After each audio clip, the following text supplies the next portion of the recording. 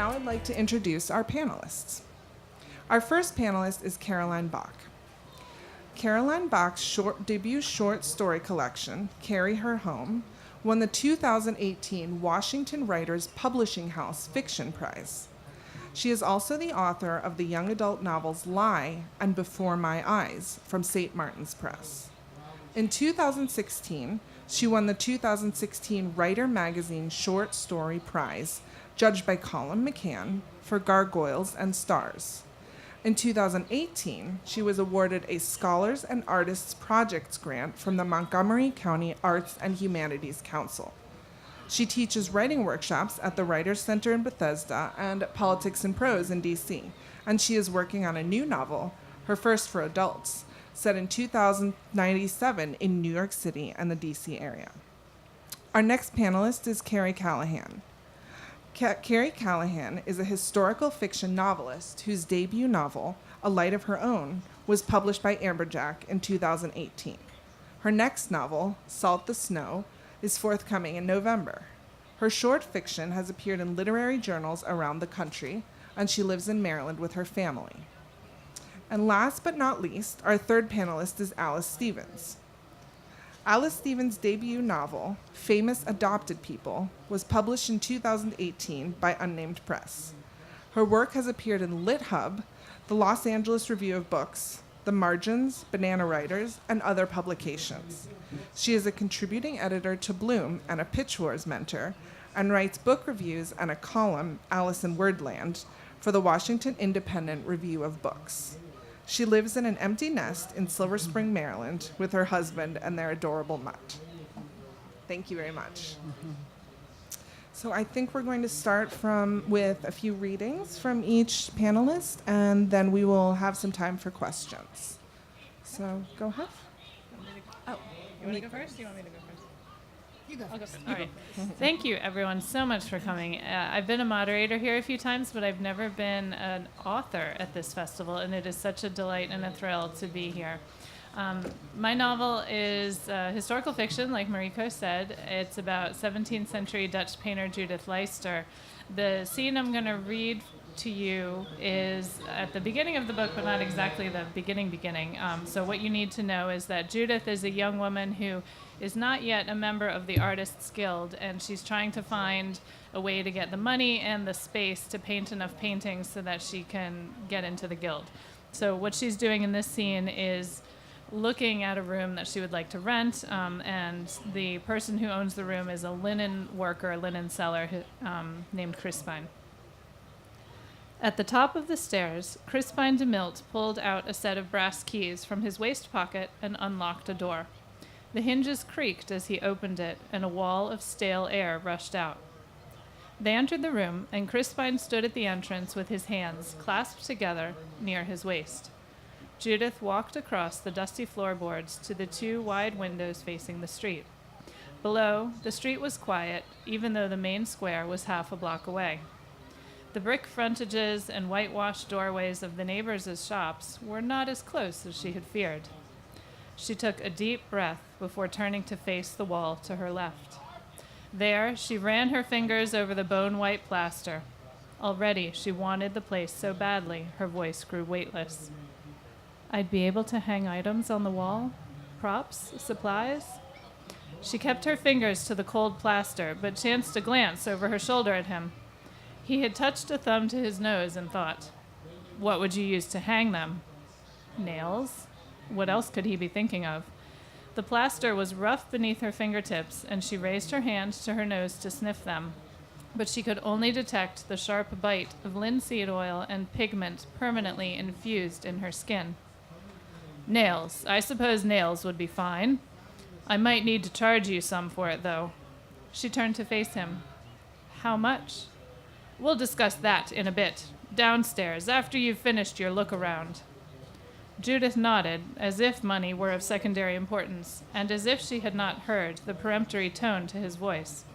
She reached into her pocket, the pouch hung from her waist, and took out a handful of buttons. It was a habit of hers to carry around the components of a painting so she could consider them, learn their curves and their secrets whenever she had a free moment. She crouched down to place the buttons on the floor. It was the best way to examine the light. Her skirts circled around her as she knelt in front of the small collection. The sunlight washed over the buttons, and they seemed to grow in response, losing their boundaries and the lustrous sheen of their colors. One, a shell button, swirled like the light had unlocked an ocean hidden within. The light was perfect. She had to have this space.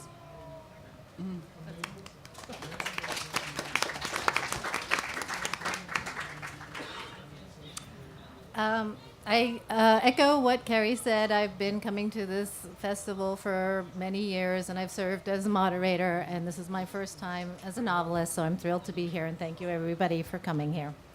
I'm going to read the very beginning from my novel, Famous Adopted People. It's about a Korean adoptee who ends up, as the book starts, she's in Korea ostensibly to find her birth mother, but she's really not that interested in it. She's interested in other things. If it wasn't for Mindy, I might have been dead a long time ago, and now here she was in the Dunkin' Donuts in downtown Seoul, chewing on the lip of her styrofoam cup of coffee, telling me to go home. Booze-bloated brain sloshing in sickening waves inside the hard hollow of my skull. Stomach a sulfuric cauldron bubbling with acid and bile. I was just trying to keep myself from barfing all over the sesame tofu ring that I had ordered as a joke. Mindy, I'm sorry, I said between clenched teeth, the smell of her coffee digging sharply into my nostrils. I know it's an important day for you. She cut me off. I knew she was nervous because the dimple underneath her right eye was winking at me, a facial tic that came on only when she was stressed. Best friends since we were 8 years old, I knew everything about her, just as she knew everything about me, which is why I couldn't believe what she said next. You've never cared about anyone but yourself. How many years I wasted defending you to my mother, to Trip, to the whole fucking world. Come on, Minhee, I wheedled. I was just having some fun. That's all you ever have, she hissed at me, heart-shaped mouth broken into two as she bared her teeth in disgust.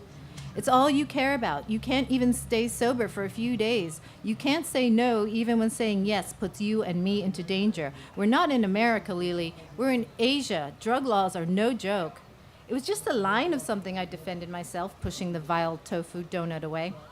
What if you'd been arrested? You know what today means to me. What if we had to run around trying to get you out of jail today? Today of all days. Well, I wasn't arrested, I retorted, wiping away white parentheses of gummy spit from the corners of my mouth with a crumpled napkin. I'm a little hungover, yeah, but I'm ready to go. I won't throw up all over the Hyungwan. You're not coming with us, Lisa. Her voice trembled, and a clumsy sideways glance confirmed that she was crying. This is the most important day of my life, and I won't let you ruin it.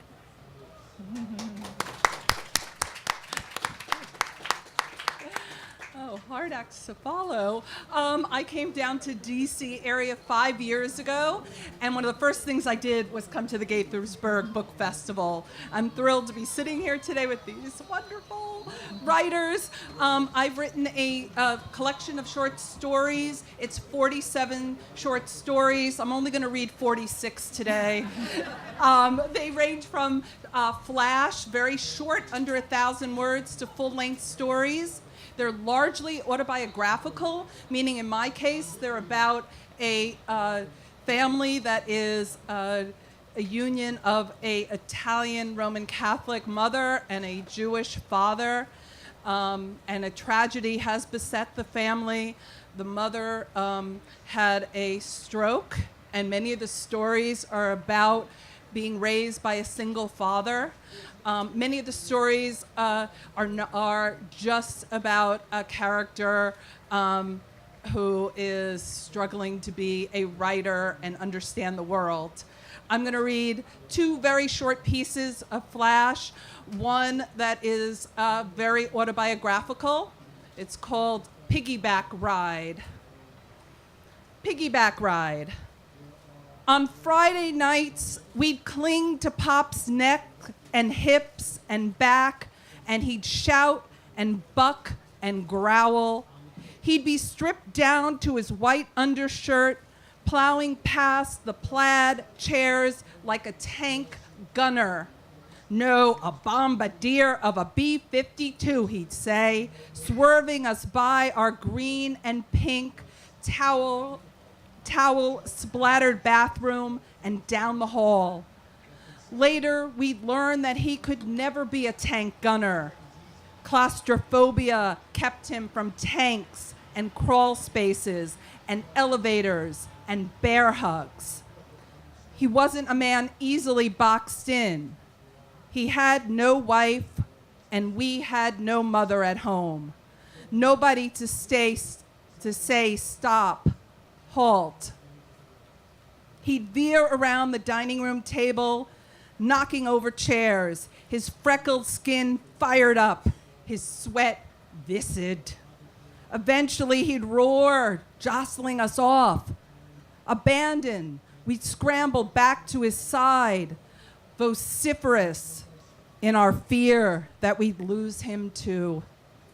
But he took charge, ordered that it was time to clean up the messes we had made, the overturned chairs, the scattered towels, the dust raised like ashes.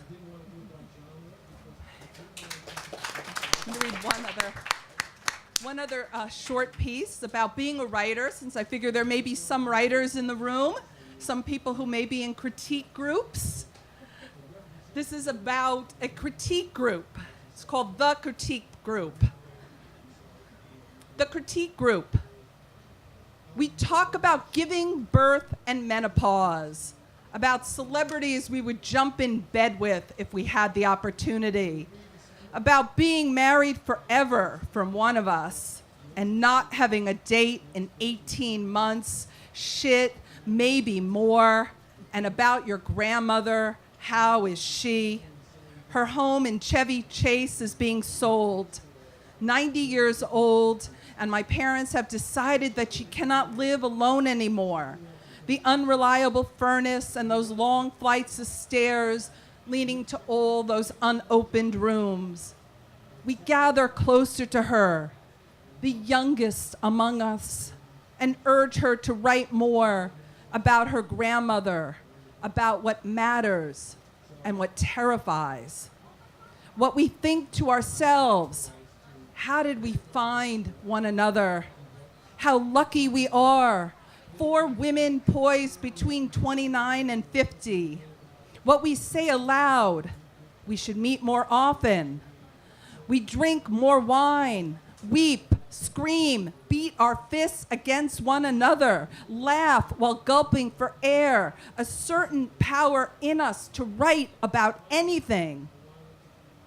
And he always arrives late, slick with sweat, riding his bicycle on even the coldest of nights, changing the pheromones in the wide open room.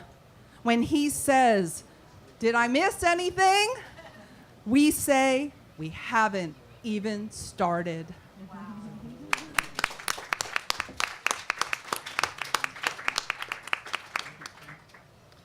Well, thank you so much for those fabulous readings, all 3 of you. I think we're going to open it up for questions. So if anybody would like to start, that would be great.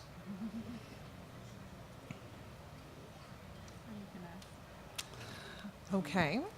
Well, I came prepared for this. So, It's got a question. oh, great. Go ahead. Tell us how these books came to.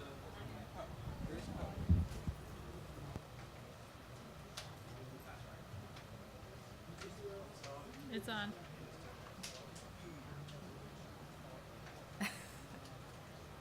There we go. Could you each tell us how those 3 books came to be published? All right, sure. Ed Imar back there is also a writer. He writes fantastic crime fiction. For those of you who like your books bloody and gory, Ed's your guy. Yeah. I am not your gal for bloody and gory. My historical fiction manuscript, this is actually the 5th manuscript that I wrote. And how it came to be published, I guess, was just a long road of trying to find it a home. So I met my agent at a Historical Novel Society conference. For any of you who like historical novels, there is actually a conference coming up in June in Maryland at the National Harbor. And there is a Readers Festival to it as well. That's only $5 to get in if you buy your ticket in advance. But anyway, I met my agent at that festival some years ago, and then she helped me revise the book, and then she sent it out to editors, and eventually somebody bought it. That's a nice story. I thank you, Ed, for your question. We were just talking about you. We think that you should write comedic thrillers. So I wrote my book about 5 years ago in reaction to the proliferation of adoption novels that were written by non-adoptees, and I was rebelling. I was writing it as a refutation of those novels, which all seem to tell the same story over and over again. And as I said before, they were not written by adoptees. So I wrote this book fairly quickly. And then I had an agent at the time. She loved it. She was an adoptive mother herself. She sent it out numerous times. It didn't get picked up. About a couple years went by. Trump got elected, and all of a sudden my book was terribly relevant. It also takes place in North Korea. I mean, it was relevant before, but people could now see that it was relevant. I had the agent submit it again. Again, there were no takers. I think people were really invested in that happily ever after adoption story, and they did not want to hear from an actual adoptee that adoption stories are a lot more complicated than that. Anyway, so I asked my agent to submit one last time to Unnamed Press. She sent me a list of publishers that she had submitted to. It was 41. If you know anything about agents, they really don't submit 41 times. She really went over and above and beyond, but she said, no, I'm not going to do it. I submitted this cold submission, and it's, kind of like a miracle. It got picked up, and that's why I'm here today. Yay! Well, my story is that I wrote 2 YA novels that went out with St. Martin's Press. Big press. Big presses don't publish short stories, but I was writing on a regular basis. But I was writing a novel and felt compelled to start also writing short stories. And I realized I had a collection of short stories. And I also realized that there are wonderful small presses around the country who do publish short story collections. And in fact, there's one in DC. It's called the Washington Writers Publishing House. They've been around for 25 years, and they publish 1 book of fiction a year and 1 poetry collection a year. And I submitted my collection, and I won. I won the 2018 Fiction Award. And every year the entries open in the fall. And, if you have a collection of short stories or poetry, submit to the press. It is a wonderful group of people. It's a cooperative press. So once you win the prize, you get to be part of the press forever and help judge the contest going forward. But it's been a good experience with a book of short stories with a small press. Do they have to be DC-oriented stories? Not at all. They just have to, be appealing, to the judges. So no, not at all DC-oriented. Just the story I happened to write. That writing group I found also here 5 years ago in a class that I took at the Writers Center. And I've been with the same group. In fact, there's one person in the group here in the room for the past 5 years. Great, thank you so much. Do I see any other hands? Great. So the question was, do any of you have your books on audio? Yes, mine is available on Audible and, I don't know, wherever else you buy audiobooks. No. My book is coming out by the end of the summer on audiobooks, on Audible and iTunes. Why don't you go ahead and pass this on? Great. So one of the questions that I had for all 3 of you is, In different ways, your books emphasize complex relationships that don't always have satisfactory conclusions. Were those relationships challenging to develop and build on? Oh man. Well, I mean, I think you do have to have conflict in a novel in order to have, an interesting story. So for my part, I have several very complex relationships. One of them is between the adoptee and her best friend, Mindy, who we just met in that first reading. Mindy is like the good adoptee, and she does things that people want, that her parents expect her to do. She lives her life, trying to prove that her parents were right for choosing her and fulfilling all of their wishes instead of going with her heart. The other one is between the adoptee and her birth mother, and that was a very complicated relationship because you're talking about somebody who is your genetic mother and yet somebody you don't know at all, and just exploring that theme brought out a lot of the things that I wanted to say about adoption. Well, my whole life's complicated. The stories, as I said, are largely about Murray and Louise, the ones that are autofiction. Murray being a guy from the Bronx who's Jewish, and Louise being someone who grew up in Queens. This is New York. That's my background. Whose background is Italian and Roman Catholic. So a lot of conflict was built into this relationship.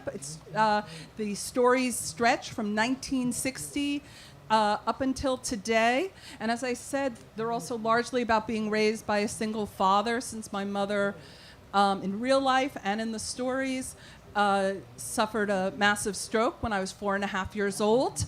And I was raised by a single father who raised 4 kids alone. And everybody always asks, well, where were you in the 4? Of course, I was the oldest.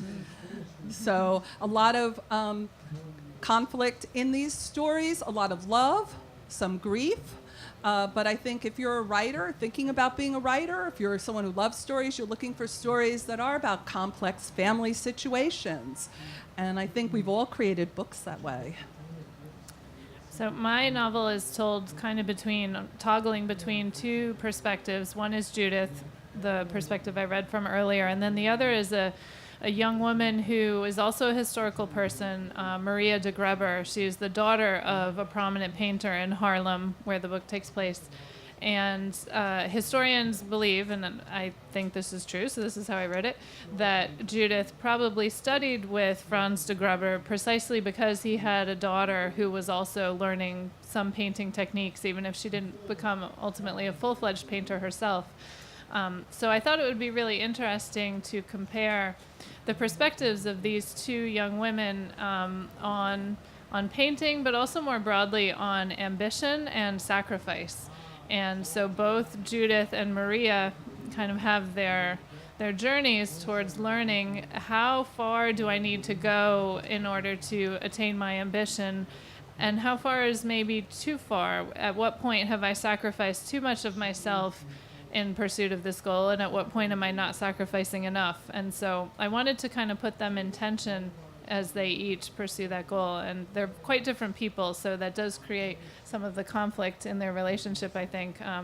Judith is of the Reformed Church, so Protestant. Maria is Catholic at a time when it was forbidden to be Catholic, although it was tolerated. And so I figured that someone who was living and practicing a forbidden religion would probably fold that very deeply into her identity and her being, whereas Judith is coming from the predominant religion, probably didn't take that so seriously, so there's a little bit of religion/soul tension between them, not explicitly, but so anyway, they've just got different perspectives. And like both Alice and Caroline said, it's fun to write about people who are in conflict, and hopefully it's fun to read about. Saw a question in the back. Yeah, I have a question for Caroline. So a lot of your fiction, you said you're writing autobiographical or heavy autobiographical elements. Is your father still alive? And if he is, how did you handle the messiness of the honesty and a personal relationship? Well, my Can pop. you repeat the question? I was asked if is my father still alive, and how did I handle writing auto fiction or very autobiographical fiction. My father's dead. He died 6 years ago, and part of writing the short fiction was probably the grief on his death. That said, I wrote 2 YA novels while my father was alive, and all he could say is, when are you going to write about me, Toots? I mean... Because I know, and in fact, in the acknowledgments, I say that. I thank him, and I said, "You were right, Pop. I was always going to write about you." He was in my life, and hopefully in the stories, a larger-than-life character. He was complex. He was quirky. He was the last man in the world who should have raised 4 kids by himself, ostracized from my mother's family because of religion. So it was a miracle to me that he raised us with such optimism, with such hope, with such feeling that we could really tackle anything in the world, and was with us our entire lives. So in some ways, this book is probably a tribute to him, even though I would also say, in some parts, he would probably look at it and go, "I don't remember that at all, Toots." But that's why it's fiction for me and not memoir. And I know you didn't ask me the question, but I just want to jump in here. I wrote about being adopted, and obviously I didn't, as I said, there's a dark side to adoption, and I wrote things in this book that my adoptive parents, my parents, had no idea that I ever thought these things about adoption. When I was getting ready to publish the book, I wrote them a letter, and I said, "You're going to read some things that are," because I was also writing articles and stuff to help promote the book. "You're going to read some things that I've written that might really surprise you. These are my honest feelings, but I want you to know that I love you, that you're the best family that I could ever have. But I have to say these things. These things need to be said." I see another hand up.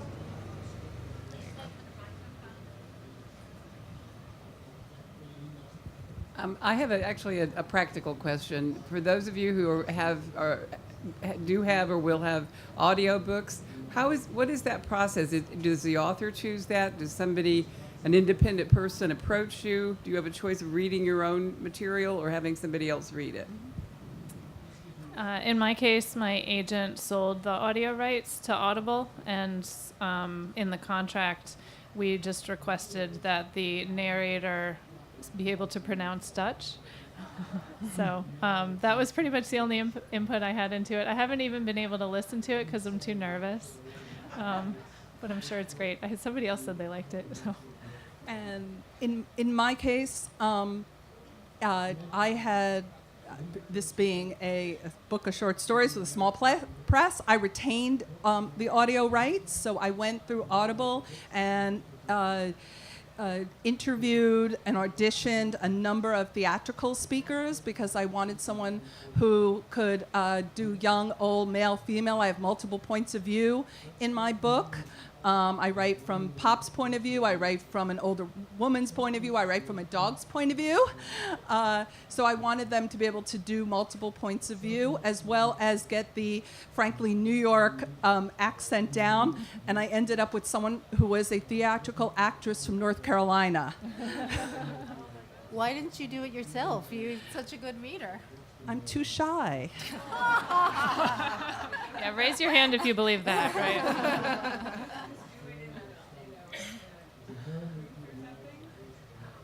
I guess you could, but I like the idea that I was hiring somebody who had the expertise and talent, and that I could direct them versus be the person it was on my shoulders. So Rachel LeBlanc, and as I said, it's coming out the end of the summer. She also did the audio for Lie. I realized I had retained the rights from St. Martin's for Lie as well. So she did that book. So we're really on the second book together. It is rare these days for a major publisher to give the rights to the author. Lie came out in 2011, and I think it was just when 2011. It was just when the audiobook market was breaking open and there was money to be made. Most publishers now retain those rights, like in the case of Carrie. And then they sell them, and Carrie makes money, but so do they. Got a couple questions here. I'm really thinking about the dog character now. Did your dog have complicated thoughts? Or what is it that dogs think about all day? Well, it wasn't my dog. I'm the oldest, as I said, of four. So the other major characters are in the book my siblings, particularly my brother Mark, who's named Matthew in the book, and is 13 months younger than me. So the end of my father's life, he spent the last 5 years living with my brother and his dog in Comer, Georgia. So there's a whole section of the book based in Comer, Georgia.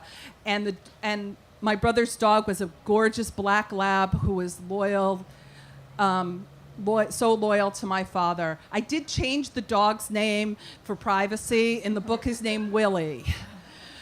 So there's a story called Pop and Willie, and a night where a rabid raccoon broke into my brother's house, and Willie, AKA in real life Billy, defends my father, or Pop. So you have to read the story because I go way into what Willie wants in life and what happens when a rabid raccoon attacks the man he loves. And I saw a question in the far back and then a question in the middle. Hi. Alice, question for you. What has the response been from other adoptees and adoptive families, and what about that might have been has been surprising or unexpected at your end in terms of that response? I guess the most surprising thing is that people don't really care. No, it's the response from adoptees has been good, but I don't want to say that like as a monolith, all adoptees love the book. They don't. Most of the people that I hear from do love the book, and you know, one of the most gratifying things that was said to me was, "I wish I had this book when I was growing up," which really, you know, that's what you really want to hear when you write a book that is basically laying my soul open to everybody. I guess the most surprising thing about the negative reactions is that it's mostly not people who are adopted, and not even people from adoptive families, because I think those people can kind of just ignore it.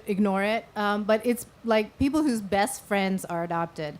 And usually they say, well, my best friend had a great life and he loves being adopted. And, you know, and they feel very sure that they're talking for their best friend. And when you're adopted, you don't really talk about it very much. It's something that is it's a big vulnerability, and you don't just, you know, spew even to your best friend. I mean, if you ask my best friend, who's been my best friend since 5th grade, how much did Alice talk about adoption? She would say nothing. And my husband too. It wasn't until I was, you know, an adult. Usually those people are white, and it's a different, you know, being adopted is different for everybody. And I think that it's just, you know, it's hard to hear that other viewpoint. I just wrote a column about this, about my 1- and 2-star reviews on Goodreads, and a lot of them are just say, if you want to read an unconventional narrative on adoption, you know, these people aren't adopted. I'm adopted. I'm the one who's writing the narrative. You know, so it's just that I think people's minds can't change overnight, and they just, if the more adopted people that they hear from expressing their discontent with the whole adoption thing, the more that they'll realize that that adoption is a big, big subject that's very nuanced, and it cannot be either good or bad. Washington Independent Review of Books. Yes, and we all write for it. Yes. Thank you. Okay. Oh, actually, my best friend in high school was adopted, and you're certainly making me think of her and what I know of her experience. But I wanted to ask, because I know at least 2 of you published with small presses, about what that's like in more detail. Actually, I mean, mine is small-ish as well, so we're all kind of small presses. In my experience, I thought it was really nice because it was very personable. I got to provide some input into the cover, which is something that a lot of authors think about but often don't have much influence over. And in this case, for A Light of Her Own, I wanted something that showed the self-portrait of Judith, if possible, but also had some sort of modern elements to it, something geometric. And I really didn't want the headless woman in a dress. As a writer of historical fiction, that's kind of a career hazard, I think, that you end up with a cover that's got some sort of maybe period-appropriate ball gown and a woman whose head is cut off by the cover and you just see her body. I really didn't want that, since this is a book about strong women and women's ambition. So I was very gratified that they took that into consideration. I was really happy with Unnamed Press. I'm not a big fan of the big 5 publishing houses, and I don't think, a book of this sort, it got rejected by all of them. I always say big publishers like to ride the wave and not make the wave, and so with Unnamed Press, you just have a really intimate relationship with the editor, and they publish maybe 5 or 6 books a year, so they're concerned about you. The disadvantage is marketing. They don't have any marketing, and so it's really all up to you, and I'm not a very good marketer, so. Well, I've been in both places, and they both have pluses and minuses. Big presses, or the big 5, don't do a lot of marketing. They have the distribution channels. That's what you do get. I had an incredibly positive experience. To echo what Carrie said, to have creative input, even at a small press, and this is like tiny small press, Washington Publishers House. They had a book designer, and she asked me, we had a whole conversation that never happened when I had my books at St. Martin's. I had to see the covers and go, oh my God! And they actually were open to listening. But in this case, this artwork is actually my brother's original art. My brother Mark, who is Matthew in the book, don't tell him I said that. He is an artist up in Saratoga, New York, and I basically said to the book designer, go to my brother's website and I'll make him give you anything you like.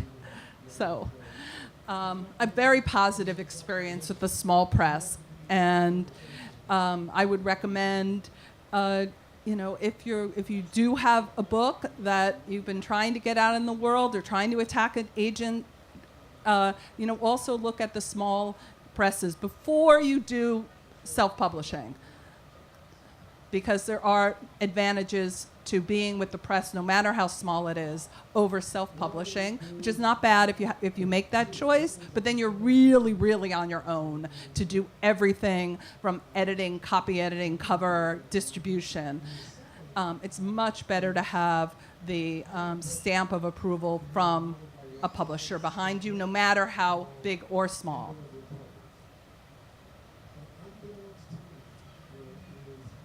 Carrie, you mentioned that you have another book coming out in November. Can you talk about that, please? Oh, sure. Thank you for asking. The book coming out in November is called Salt the Snow. It's also historical fiction based on the real life of a real woman, except this time 300 years difference, taking place in 1930s, primarily in Moscow, about a journalist named Millie Bennett who covered a whole bunch of very interesting things before as a journalist: murders in San Francisco, the Chinese Civil War. But the book starts in 1930s Moscow when her Russian husband, who was an actor in the opera, is arrested by the Russian secret police, and they have no idea why. He wasn't involved in politics or anything like that. So she's trying to figure out why her husband was arrested, and then what it's like to work, because she was a journalist in the 1930s, working as a propaganda journalist for a state that was evidently becoming corrupt. Wow, I can't wait to read that. I know. It's amazing that she's got another book like a year after her first book. And she has a really serious day job. I don't know how she does it. Great. Well, another question I had for all three of you is the backstory for each of your books is quite different, but they all feature strong female characters. Besides that being already a fabulous message, are there any other points you'd like to, convey by doing that?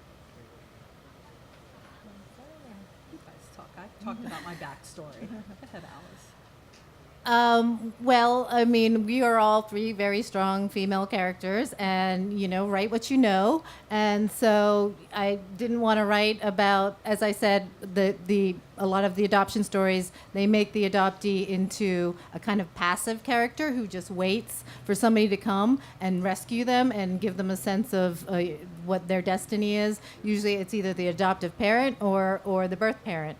And I wanted to write an adoptee who was going to save herself. And she had to, she put herself in a really bad place because of the way that she lived her life. But when she realized that it was time to straighten up, she had to save herself. So it was, I first of all, I couldn't consider not writing a strong female character, but second of all, it was very important to me to have an adoptee who was strong and proactive about being the subject of her own story, being the hero of her own story, and not being the object. My novel came out of a trip to the National Gallery of Art in 2009. Where I like to go. I mean, we're all so lucky here to have these institutions available for free, so you can just pop in and pop out. And so in 2009, I was trying to get some soul sustenance by going to the art gallery, and I was in my favorite wing of the Dutch painters, and I saw an exhibit that featured a self-portrait of a woman from the time of Rembrandt, and then a number of other paintings done by this woman. And so I wanted to know, wait, what? There was a woman who was painting at the time of Rembrandt, and apparently she was successful enough to produce all of these paintings. How did she do that? What was it like to be, to my knowledge, the only woman who was painting in that time and the only woman who was having commercial success? And so that created the question of ambition. Like I said earlier, in a lot of ways, this book was an exploration of what it's like to have female ambition.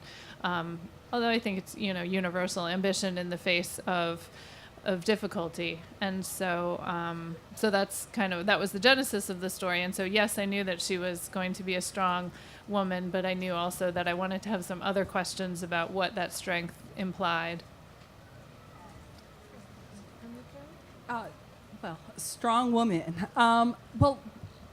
One reason I wrote this book, as I said, was my dad died. My mother actually lived after her stroke for 44 years and died within a year of my dad. And I really wanted to imagine the life she should have had. And she was a strong woman. She was somebody who went into the Army at age 20 and spent 18 years working in the OSS. She was somebody who was a great dancer. She was somebody who met my father at a Times Square dance hall, and within 6 weeks they were getting married. And I wanted to reimagine that life and give her the life she sort of didn't really have. since she ended up having a stroke when she was 38 years old. So I see my mother as my, my creation, as well as someone based in historical fact. Well, thank you so much to both our panel and all of you. We've had a really great time, and we hope to continue to see you at other events. And like I said, all three authors will have their books at the Politics and Prose, so please head on over there. Thank you, Mariko. Thank you, Mariko.